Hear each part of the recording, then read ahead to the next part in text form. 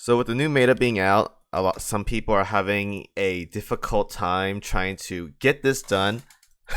I can tell because I see a lot of people, especially in my Discord, saying like, "Wow, this meta is really hard," and I see YouTube comments saying like, "Wow, this meta is really hard." So I'm in the process of getting a one tap right now, guys. I got pretty close, but it was annoying.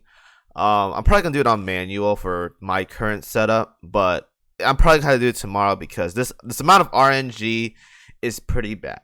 It's pretty bad. But basically, if you want to talk about the current meta fight, it's basically like this. So this fight is actually not that bad because if you understand the gimmick with this fight, it's pretty easy. But the issue is that if you're using like, okay, if it's doing battleships have it pretty easy this time around. Now if you're doing like a carrier setup, I don't think you can do a carrier setup, and I'll tell you why in a bit.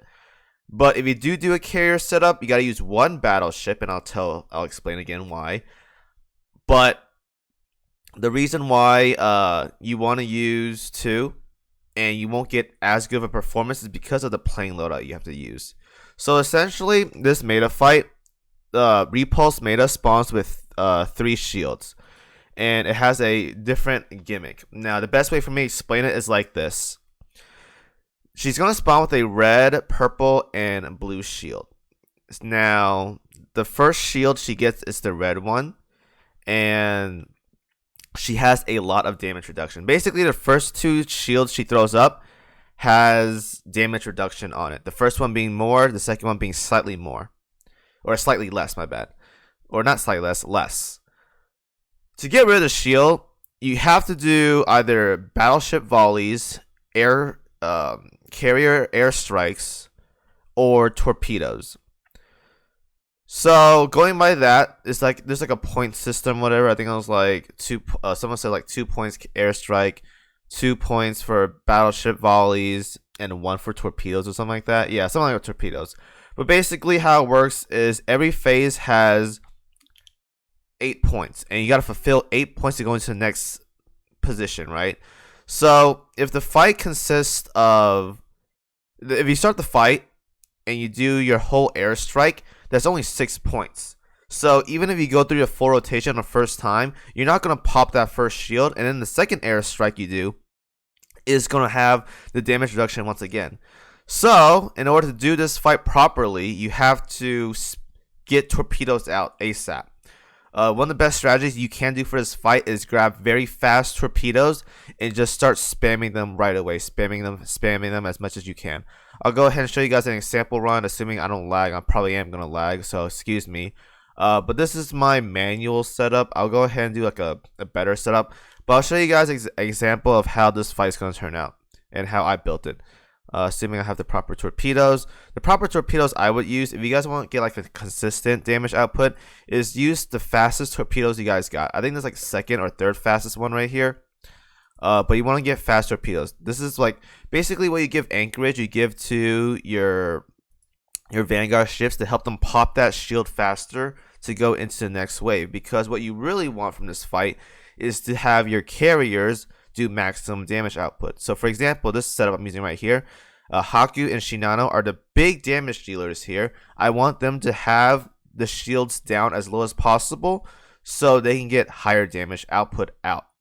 So the first 2 shields are going to be like that. The third shield, she's going to take 8%, I think it's like 8% more damage, meaning that's when you're going to start doing more damage. And the last one, she's going to take 20% more damage. You're going to have crazy damage output right there. But the boss also does more damage the lower she gets in terms of shields. So it goes like, if I were to explain it, it's like, pretend this is defense, guys. Like, this is defense and this is damage, right? As you use more airstrikes and more battleship volleys and more torpedoes, the shield goes down, meaning her defense goes down, and the damage goes up, meaning she does more damage. So near the end, you're probably going to wipe if you're on auto, but you're going to do more damage as well too. So once again, I'll go ahead and show you guys how a run consists of.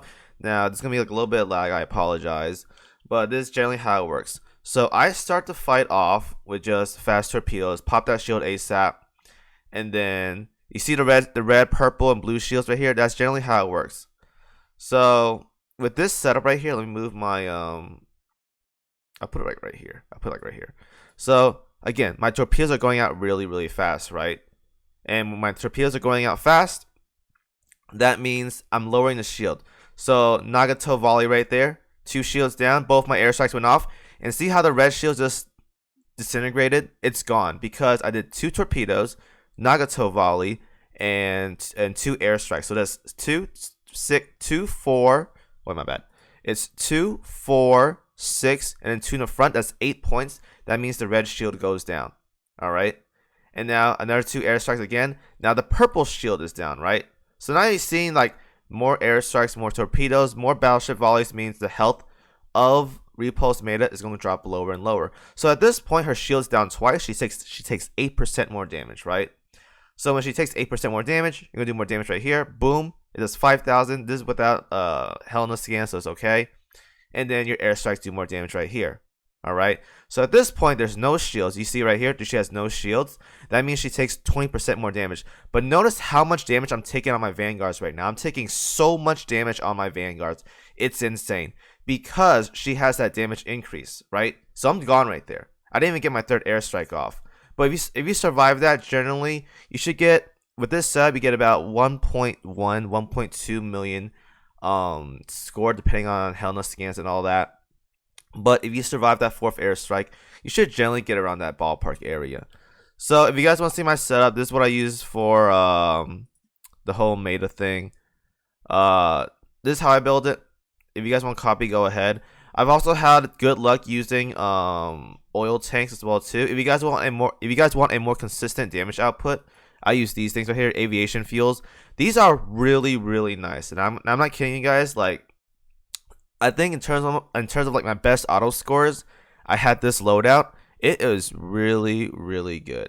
So what this does, it just speeds up your aircraft that you use. So why this is a good thing is not only does it make it more accurate, but it also makes it so if you get to the 4th airstrike near the end and you survive that long, if you're having a tough time getting out 4 airstrikes in, probably because of perma reload or whatever, because you need 34 is the max as of right now, then getting that aircraft speed to use their to get the planes out faster so they can bomb means it's kind of like a pseudo reload, in the sense that your planes travel faster, meaning they drop their bombs faster, meaning it's faster to impact on the boss, and more accurate as well too. So I like that. This is really good. If you guys want more consistent damage output, definitely recommend using this setup.